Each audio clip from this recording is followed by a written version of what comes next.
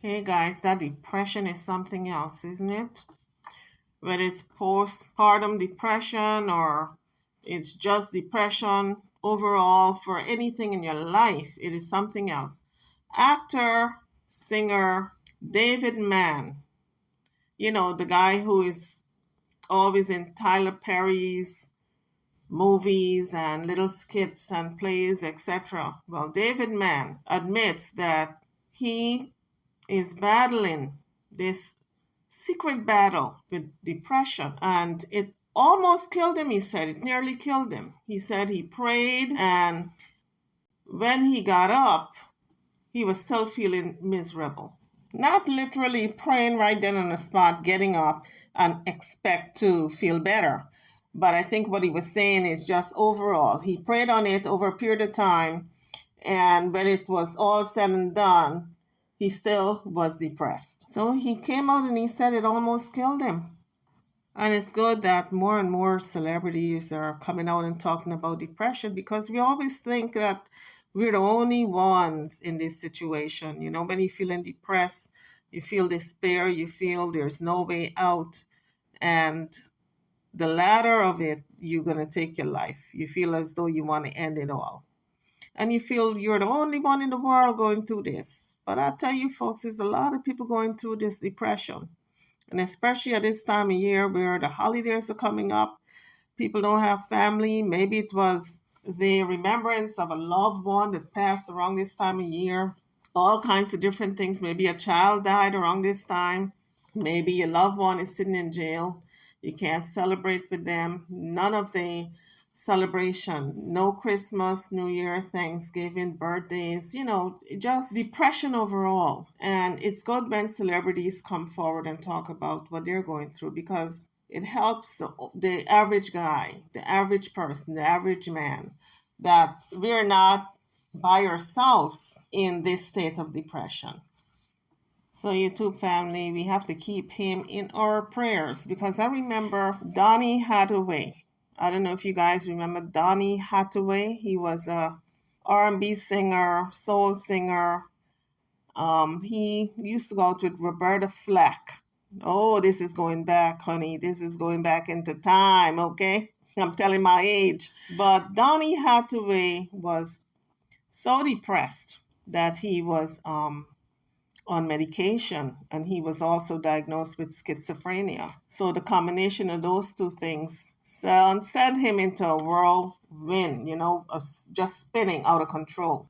And for those of you who have never heard of Donny Hathaway, look him up. Let me see, one of his favorite songs, Where is the Love, with Roberta Flack. And you can pull up his music, listen to that song, and then maybe that's going to jar a memory. And some of you may say, oh, I know that song, but I didn't know who sang it. I didn't know the guy's name. But in any event, getting back to the story, he was found dead, and what he did was committed suicide. So Donny Hathaway on January the 13th, 1979 was found dead outside his New York Essex house below his 15th floor hotel room. His death was ruled a suicide, and he was only 33 years old. Now this happened January the 13th, 1979. I was still a teenager. Notice I'm clearing my throat. I think I was a teenager. But prior to him committing suicide, in 1971, he was diagnosed with paranoid schizophrenia, for which he was prescribed various medications. At one point, he was taking 14 different medications, which he had to take twice a day. And after he was diagnosed and began taking the medication, his condition improved. So people were really shocked when they found out that he had committed suicide. So the way Donny Hathaway died, it was reported that he jumped from his balcony, the hotel balcony. The glass inside the window was neatly removed from the window, and there was no sign of any struggle, leading the investigators to rule that Hathaway had jumped to his death and committed suicide. That's how it is with depression. People are so depressed and they go in and out of depression. Sometimes they take, pills to improve the condition. And then all of a sudden, their condition gets worse. And because they go back and forth with feeling better, feeling depressed, back and forth, you don't know if at any time with them feeling depressed, if they're going to end it all. So you really have to be front and center in people's lives when you know they are depressed. And you have to get them the help that they need. So I'm talking to my YouTube family out there. If anybody is in your life who you know suffer with depression, please get them help. Reach out to a counselor, psychologist, psychiatrist, doctor, whoever is going to help that person and they trust, because part of the healing and the recovery is trusting whoever is going to be taking care of you, because that's half the battle. People who are depressed or who are, especially those who are schizophrenic, don't trust people. So around this time of year, again, this is when people really get depressed the most, the holiday time. So reach out and help those in your family, loved ones, and friends who you can help. So at least David Mann have Tamela Mann in his life to help him through this process. It is a difficult road. It is a journey. It's a very, very difficult journey. And it's considered a mental health issue because it has to do with the brain. So it's not and shouldn't be stigmatized because you're depressed and you got to see a psychologist, psychiatrist, taking medications. You should not be made to feel ashamed of it. And you guys would be surprised at the number of celebrities who admit to some type of depression or panic attack. Adele says she slips in and out of depression, and she had a really bad postpartum depression after she had her son. And it frightened her, she said. She didn't talk to anyone about it because she said she was too embarrassed to talk to anyone about it. And that's where a lot of the problem lies for those who suffer with depression, because it's so stigmatized, especially in the Black community. People don't want to talk about it, and it's so wrong. You have to talk about it. That's the only way to get healed. Beyonce said back in 2006 she suffered with depression after Destiny's Child broke up, and she said she didn't eat. She just stayed in her room, and really she was really in a bad place at the time. She's no longer in that bad place, but that's just to show some of the biggest stars with all the money, with all the fame, with all the family around them, with all that they have going on. A lot of them suffer from depression. The important part, though, about depression is finding a solution, knowing when to seek help, because there is help out there if you look for it and reach out. So, those celebrities mentioned are just a few of many who suffer from depression, especially this time of year when all the holidays are upon us. We have Thanksgiving coming up next month, we have Christmas, we have New Year. Guys, switching gears now, I'm going to talk a little bit about dancehall music.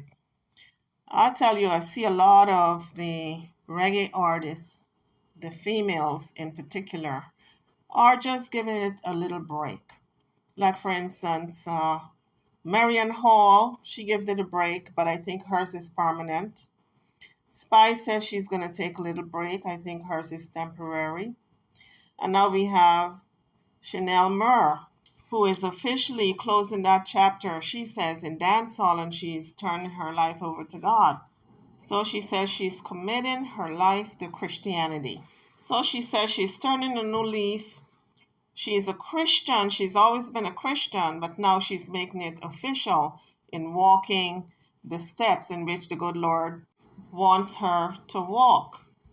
So her official statement is she is leaving dancehall to find her happiness. She's leaving to do God's work, to find peace, happiness, and salvation. And she went on to quote a paragraph in the Bible, and it says, my reward is not in the hands of men, and I wrestle not against flesh and blood, but against principalities, against powers, Continuing further with her statement, she said she wrote that she plans to reborn and reposition herself by placing a focus on a life more meaningful, which she contends is by going with faith and trusting in God's plan. She further added, I do not know what tomorrow brings, but by God's grace and mercy, I will baptize and rededicate my life to God.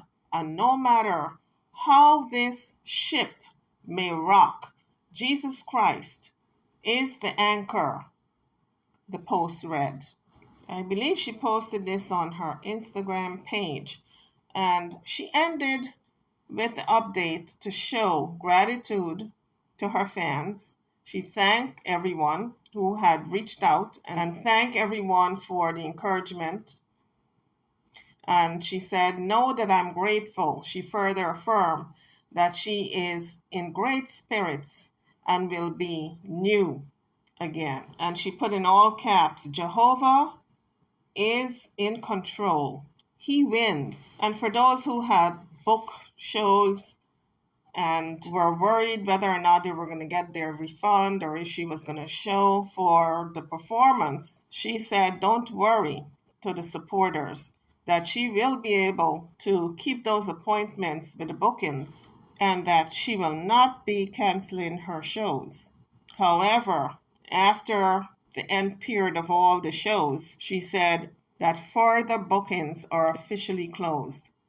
And she currently has 10 performances scheduled across the Caribbean and the US until February 25th, 2023. That will be the last day of her performance, and she's starting a new chapter, and she will officially close the door to dancehall music and all dancehall performances. Her Instagram account has been deleted. What remains in this new is just the new updates and a release date October 15, 22 from her management team that advised that she could not perform in Ocho Rios last weekend. So it's just an update. And I guess any announcements as to any other cancellation before February the 25th, when her last performance will take place. So guys, we see more and more dancehall female artists are turning their backs away from dancehall, the whole genre, because it has gotten too raunchy. You know, I mean, there's nothing to the imagination. I mean, they may as well get out there and just strip naked and perform naked because the clothes is so scanty. Just a little G-string and a little thing. Look at Sensia's lick video. Her whole butt was out. I don't know why she even bothered to put on underwear. And all the other artists like Nicki Minaj and all of them. Although Nicki Minaj is not dancehall, she is an American artist singing hip hop and rapping. But it's not only dancehall music, it's all music across the board. This is how these ladies are dressing now. So scanty that it leaves nothing to the imagination. Anyway, guys, as you get older, you're supposed to get wiser. So I guess the things that you do in your youth, as you get older, you drop. And you take on the role of an adult. So a lot of this raunchy music that young artists embrace, as they get older, you find that they drop it. You know, they really, either they're still in dancehall, but they're more sophisticated and more covered.